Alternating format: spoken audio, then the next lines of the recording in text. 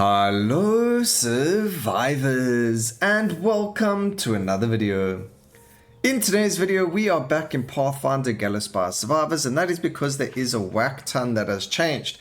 The first thing that has changed is now your companion gets a bonus or gets XP from you doing an adventure now. So before you used to play, your companion used to stay at level 1 whenever you used them. You had to level them separately to get their levels up. Now the companion gets 50% of the XP that your main character gets from playing the runs.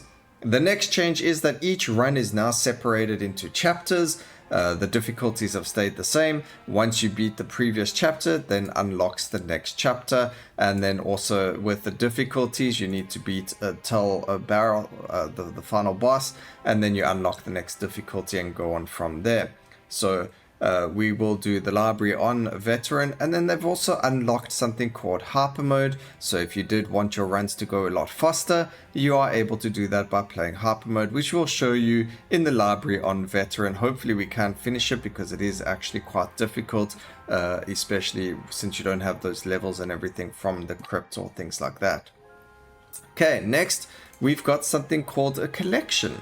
Now in the collection you do get dice, monsters and items. Items increase your stats like bonus armor, bonus damage, and so on and so forth. The upper limit of each card is 25 owned in total, so that's actually a huge buff to everything. I mean, that's 12% increased damage per card, but good luck finding exactly 25 of every single one. That is quite a lot of farming to do. But there you go, there's a whole bunch of them, a whole bunch of block amount, armor, time to open chests, and so on and so forth. And then there's some really cool monster ones. It does tell you the location, like anywhere over here, or you get ones like this one. Oh no, not these ones. One like this where it says you can only find it in the lower crypt, or one like this that says only in the library. But as you can see, damage dealt to vampires is increased by 1%. You can get that up to, I don't know what amount, maybe it is like 12% or something like that, which is a huge amount of increased damage. Anyway, you also get dice. Because I like the green, we obviously sticking with the green die. Not that we can see that because the game actually did something amazing and they put in the graphics a skip dice roll, and you can check that or not, and we got ourselves a beautiful skip dice roll going there. But anyway, let's get straight into it. We are going to be playing on the rogue with the wizard as our companion. We're going to be playing on veteran in the library on hyper mode. I sound like I'm playing Cluedo over here. In the library on hyper mode with the rogue. Who was the killer, ladies and gentlemen? Colonel Mustard. Alright, now things do go really fast when you are playing on this mode, but we'll see how we go. And you'll see also I'm going to land up skipping between things like the auto aim and not, and that is because some enemies do require us to manually aim at them. I've been starting to do this in a whole bunch of different games where I now skip to manual aim so I can automatically focus on where I want my abilities to go, and it does seem to make quite a big difference in terms of DPS. So we've been doing that. It does seem to be working quite a lot. And now it becomes we run around and collect as many chests as possible. Oof, we've got Howling Blizzard, but we don't actually want that. We're going to take Powerful Sneak. Your sneak attacks reduce the armor of enemies. That's perfect. Sneak attack is the first damage dealt to enemies, deals bonus damage. And that just means that now we strip their armor as well. Alright, we want Fireball and we want Bow. I am going to take Fireball just because it is more difficult to find than Bow. This is because in the Rogue tree there's something called Eldritch Mastery. When you get it to level 3, it unlocks Fireball as a possible skill unlock, and then that's going to give you the ability to get like your Howling Blizzard, your Fireball, and so on and so forth. So these are what we've got. I might take Chakram, or I can take there's another projectile skill as well. Ooh, that's beautiful. We do get the chakram over here, but that fireball damage is just massive. Double the amount of damage. That is a huge legendary to get on there. So we are definitely going to be taking that. Another thing that was introduced that we never spoke about because I forgot about it actually, and I see it now because it shows up now, is something called the potion belt. So what that is over here, well, there's two things actually. One, there's a dash. So we've got a dash, a beautiful legendary chest over there, which, by the way, if you didn't see, you can see the light over here. And that light has now shown us what, you know, the amount or the kind of loot we're getting from the chest. So firstly, let's get into this. The dash, so now if you push spacebar, you have a dash, which is really, really cool. It does help with getting around everywhere, whereas before you couldn't dash at all. So we do have the ability to dash. We're going to take deadly cold traps over here, and then we'll probably look at HP. And then there's also a potion belt talking about the dashes and things like that again. So now we do have, you know, additional potions and things like that sitting there for us to play with. I don't know if I want a Howling Blizzard as well. It was very strong actually. So we're going to grab Howling Blizzard. It's not a projectile, which is a bit unfortunate, but I don't think there's anything we take that's necessarily screams, oh, you need to have a projectile in your build. There's no upgrade I take that's projectile specific, if that you know, makes sense to you. But here we've got improved crit, so that's going to give us increased crit chance, which is perfectly fine. We do want that. And then we picked up a nice purple chest over there as well. There will be a new, oh my gosh, this is beautiful, ladies and gentlemen. Look at these legendary relic, I mean these upgrades we've been getting. So the developers have been working on like the upgrades being a lot more like friendly, I guess is the word you can see. So we are going to see a lot better upgrades coming for our character. So again, there we go, we get another epic. So we're going to go grab even more projectiles on our bow attack. Very, very good for when we decide to grab ourselves the increased, the manual aiming for like the boss fights or whatever the case may be.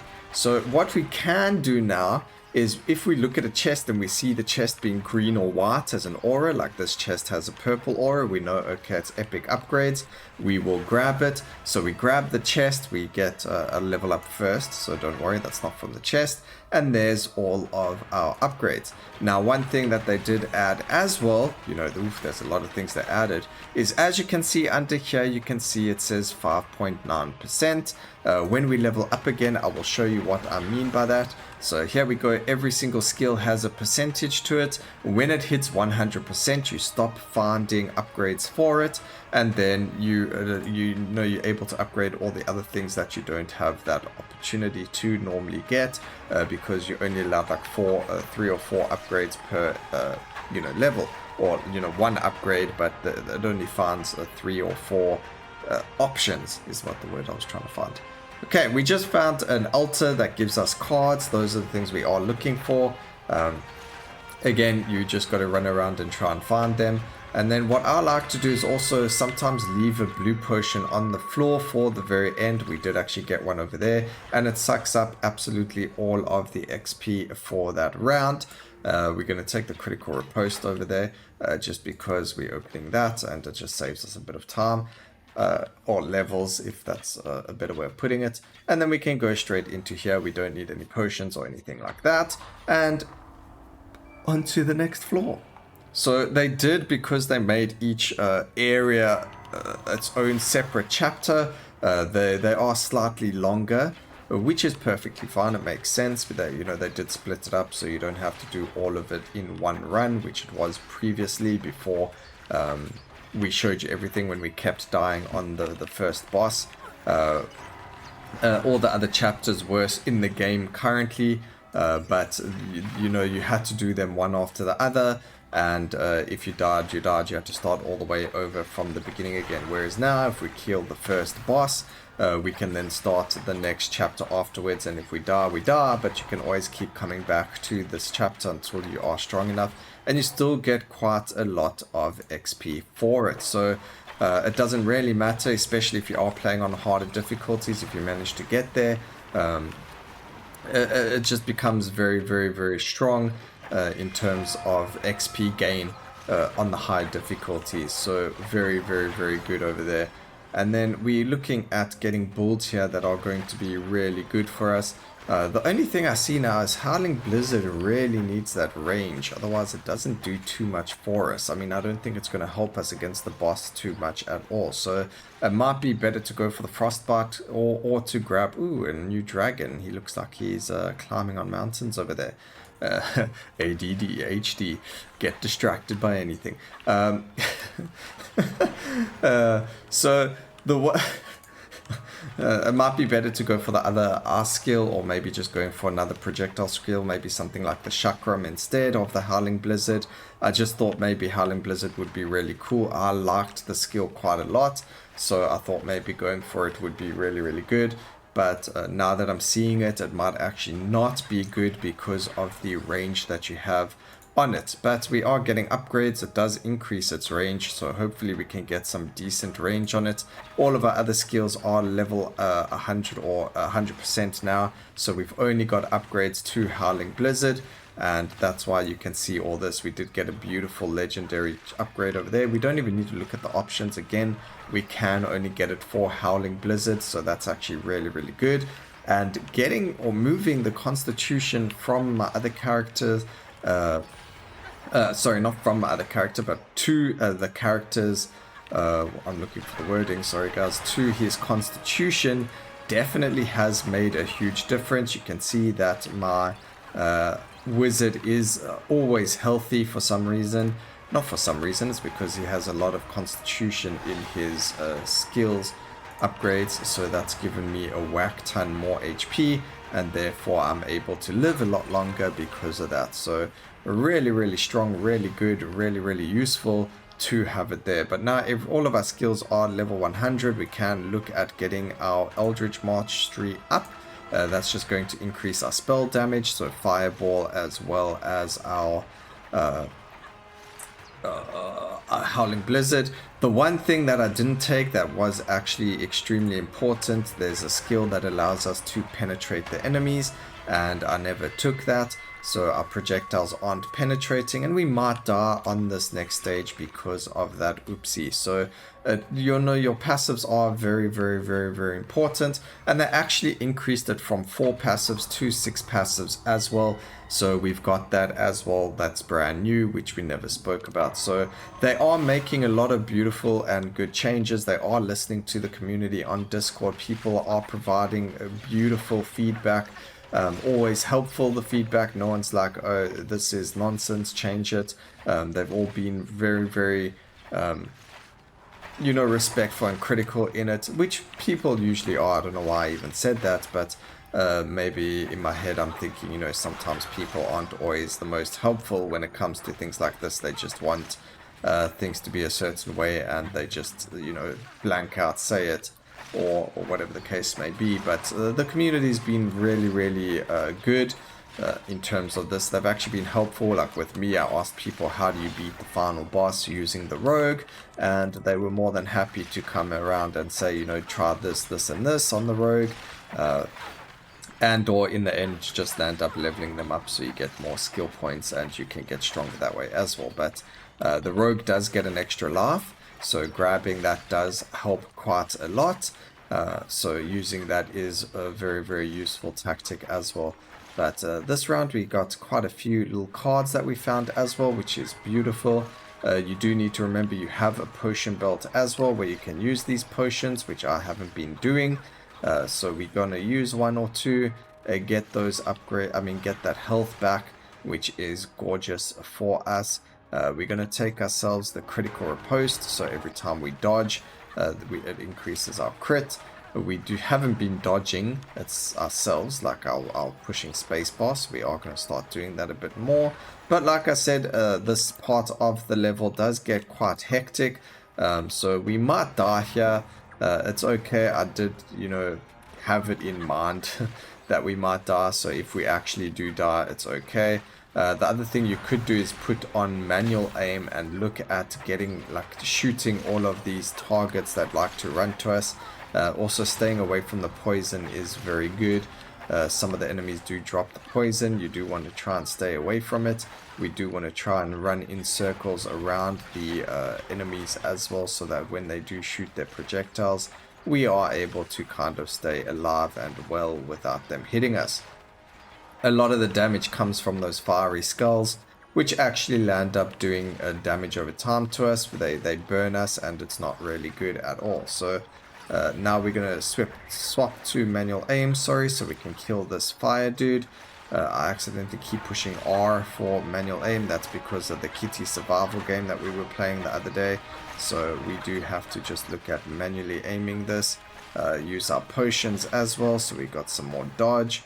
Improved crit, so we can do more crits. There's a nice potion for us to pick up. That's beautiful. Oh, okay, we managed to do it. That's good.